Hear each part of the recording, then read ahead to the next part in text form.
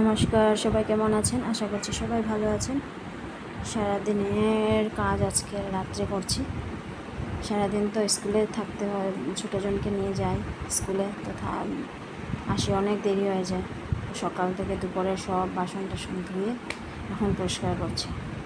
সব কাজ শেষ করে খালি বাসনটা রেখে চলে যায়, আর এই যে সব ধুয়ে নিচ্ছি। কালকে আবার স্যাটারডে আমি নিরামিষ খাই, সেই জন্য আজকে একটু চুলাটাও পরিষ্কার করছি। এই চলছে আর কি যুদ্ধ, সংসারের যুদ্ধ। ওদের পড়াশোনা শেষ করিয়ে তারপরে এসে লাগলাম। এখন বাজে 8:30।